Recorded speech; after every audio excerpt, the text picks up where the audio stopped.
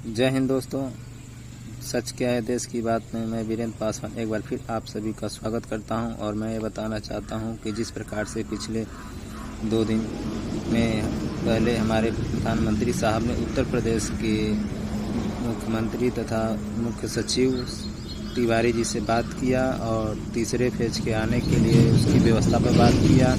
इसको लेकर के मैं आप लोगों से बताना चाहता हूं और बात करते करते हमारे प्रधानमंत्री साहब जिस प्रकार से भावुक हुए उस पर मैं चर्चा करना चाहता हूं और मैं आप लोगों को बताना चाहता हूं, मैं खास तौर से उत्तर प्रदेश की जनता से बताना चाहता हूं, ये भावुक भरे बयान और भावुक भरे भाषण ये क्या बताते हैं, आप लोग क्या समझ में आए। आप लोग को मैं बताना चाहता हूं उत्तर प्रदेश में होने वाले 2022 के चुनाव को देखते हुए हमारे प्रधानमंत्री साहब ने राजनीतिक गेम खेलना शुरू कर दिया है। कोई भी राजनीतिक गेम खेलना सीखना चाहता है तो हमारे भाजपा के लोगों से सीखे।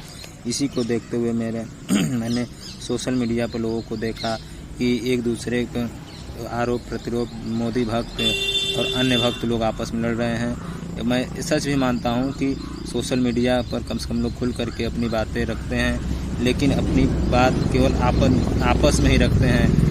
कोई भी अपने सरकार से बात करने के लिए तैयार नहीं रहता है और प्रश्न करने के लिए तैयार नहीं। मैंने इसीलिए देखते हुए मैंने अपने वर्तमान की सरकार जो उत्तर प्रदेश की सरकार है चाहे केंद्र की सरकार से मैं ये पूछना चाहता हूँ, इस कोरोना के कारण लॉकडाउन के कारण आप समस्याओं पर नहीं बात किए, जो पहले तैयारी करनी थी उस पर नहीं किए। हमारे विशेषज्ञों द्वारा जो इस समय 900 हमारे वैज्ञानिकों ने जिस प्रकार से प्रधानमंत्री साहब को पत्र लिख करके डाटा मांगने की कोशिश की उस पर क्यों नहीं चर्चा हुई।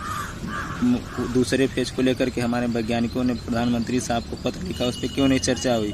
आप तो चुनाव में पड़ गए, बंगाल में ममता जी को हराने में लग गए, यूपी में पंचायती चुनाव कराने के लिए हमारे यूपी सरकार लग गई।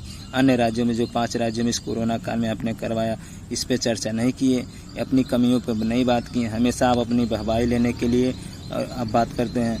आप कभी भी मैं बता दूं कि आपने उत्तर प्रदेश की सरकार से क्यों बात किया और राज्यों में नहीं। आपके कोरोना के लोगों की मृत्यु नजर आई, महाराष्ट्र में इतनी भयावह स्थिति आई, केरल में आई, गुजरात में आई, अन्य राज्य जो हैं हमारे दिल्ली में हैं, हरियाणा है, पंजाब है, आपने वहाँ पर कॉन्फ्रेंस नहीं किया। आपको उत्तर प्रदेश से क्यों नजर आए? क्योंकि उत्तर प्रदेश में होने वाले चुनाव हैं 2022 में।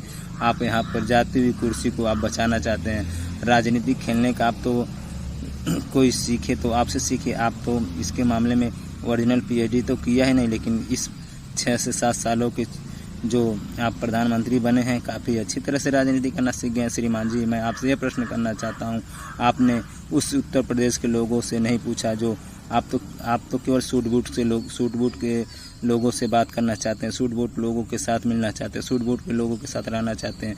आप कभी यदि हकीकत जानना है तो ज़मीनी स्तर से व्यक्ति से बात करिए, उस ज़मीनी स्तर के लोगों से बात करके पूछे कि क्या उनकी स्थिति है। इस कोरोना लॉकडाउन के कारण आपने कितनी बड़ी गलती की है और अपने देश को इतना बड़े पीछे ले जाने का। आप तो 2030 तक क्या क्या वादे किए थे, लेकिन आपने इस 7 सालों में तो देश को इतने पीछे ले गए हैं कि आप इसका जवाब नहीं दे सकते। आप पहले की सरकार और आज की सरकार में तुलना करते हैं। पहले की सरकार चाहे कितने ही भ्रष्टाचार के आरोप लगे श्रीमान जी, चाहे कितने भी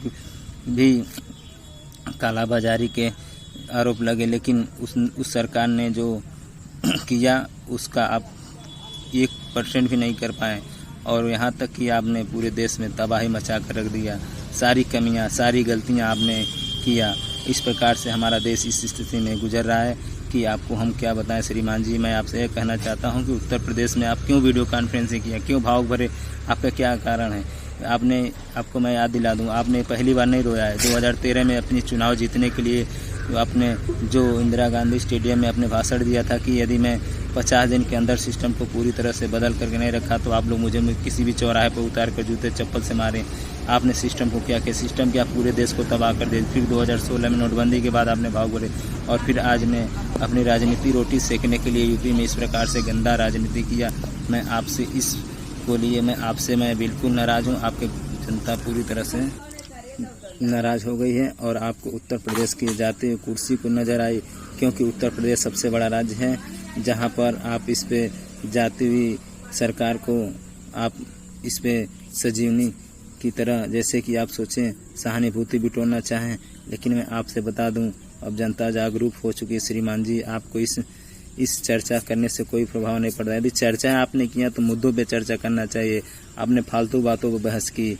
मैं आपसे बता दूं श्रीमान जी, वही लखनऊ की बात, जब शमशान बना था तब ने आपने बात नहीं किया। ऑक्सीजन के कारण लोगों की मृत्यु हो रही थी तब नहीं पूछा। वहीं हॉस्पिटल की कमी के कारण लोगों की मृत्यु हो रही थी नहीं पूछा। इलाज के कारण लोगों की मृत्यु हो रही थी तब नहीं पूछा। वही यूपी है जहां पर लाशों को कुत्तों ने खींच कर खाया। हिंदू धर्म के अनुसार हमारे शव को मिट्टी में दबाया नहीं जाता, लेकिन आपकी सरकार ने उन लाशों को मिट्टी में दबवाया, गंगा नदी में बहवाया। आपकी उसी ऑक्सीजन की कालाबाजारी जो 60 से 70 हज़ार रुपये में बेचा गया, जो ऑक्सीजन फ्लो है जो 200 से 300 मिलता है, जो उन्होंने आपके 4000 से 5000 मिले लोगों में बेचा गया। वैक्सीनेशन के लिए वर्तमान की यूपी की सरकार जो कह रही थी कि माननीय मुख्यमंत्री साहब ने आदेश दिया कि इस कृत्रिम अफवाहों में ना आए आप लोग, और यहाँ पर ऑक्सीजन और हॉस्पिटल की बेड की और कमी नहीं है। लेकिन मैं आपसे गिन कर बता सकता हूँ श्रीमान जी, हमारे घर के लोगों की मृत्यु हुई है। इस प्रकार से गुस्सा आया कि जो कि इलाज के कारण लोगों को इलाज के अभाव के कारण मृत्यु हुई, इसलिए मुझे गुस्सा आया। मैं अपने वर्तमान की सरकार से, चाहे केंद्र सरकार और राज्य सरकार से बातें पूछ रहा हूँ, और मैं कह रहा हूँ, लोगों को बता रहा हूँ, ये केवल भावुक होने का मेन कारण है कि उत्तर प्रदेश के लोगों से सहानुभूति पाने की। मैं आप लोग बता दें, बिल्कुल ये राजनीति गेम है। आप लोग मेरे भाई, मैं आप लोगों से बताना चाहता हूँ, आप लोग इस बहकावे में मत आइए। सीधे ये राजनीतिक मुद्दा है, ये राजनीतिक षड्यंत्र हैं। राजनीतिक नज़रिए से इन्होंने उन लोगों से बात किया, और इन्हें बात करना था तो हमारे समस्याओं पर बात करना चाहिए, हमारे सुविधाओं पर बात करना चाहिए। लेकिन ये हमारे प्रधानमंत्री साहब जी, तो उनको बस अपनी रोटी सेकनी है। जब इन्हें उत्तर प्रदेश की कुर्सी खिसकती हुई नजर आई तो इन्हें उत्तर प्रदेश के लोगों से ही नहीं बल्कि मुख्य सचिव से बात किया। मुख्य सचिव क्या बताएंगे, वो तो सूट बूट पहनकर वो अपने घरों में रहते हैं। उनसे क्या पूछा आपने? अगर दर्द जानना है यूपी के तो लोगों से पूछे, आम जनता से पूछे, तब पता चलेगा श्रीमान जी। लेकिन आपकी सबसे बड़ी आदत ये है कि आप केवल सूट बूट के लोगों के लिए काम करते हैं, जनता के लिए काम नहीं करते हैं श्रीमान जी। मैं यह प्रश्न मैं अपने ये सोशल मीडिया के माध्यम से लोगों तक पहुंचाना चाहता हूं, और यूपी के लोगों को खासतौर से मैं विनम्र निवेदन करता हूं, इस वीडियो को ज़्यादा से ज़्यादा तक लोगों तक शेयर करें। सच्चाई क्या है, सच क्या है, मैं आप लोगों के सामने रखा हूँ। आप इस बात पर ज़रूर अमल करिएगा, और सच क्या है लोगों को बताइएगा। इस सारा सब कुछ जो भावुक होने का एक दिखावा है सरकार की। और मैं आप लोग बता देना चाहता हूँ कि उत्तर प्रदेश में इतनी भयावह स्थिति हुई, इसका कारण मेन हमारे वर्तमान की सरकार रही हैं श्रीमान जी। आप लोगों से मैं जनता से यह कहना चाहता हूँ, इस बहकाव में मत आइए। ये केवल राजनीतिक मुद्दा है, क्योंकि पिछले 2022 में होने वाले चुनाव को लेकर के अब देखिएगा यूपी में क्या क्या बड़े बड़े वादे किए जाएंगे, क्या क्या लुभावने वादे दिए जाएंगे। इस बात को ध्यान में रखिएगा आप लोग श्रीमान जी।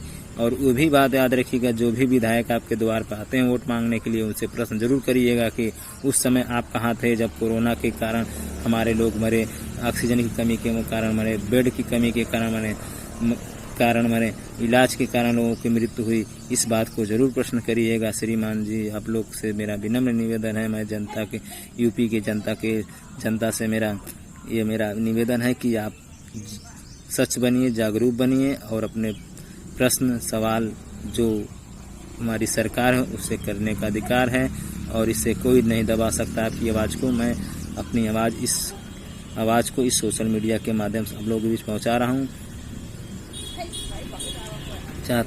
मैं कहना तो बहुत कुछ चाहता हूं, लेकिन आप लोगों से मेरा विनम्र निवेदन है, इस बात को ध्यान में रखिएगा। ये जुमलाबाजी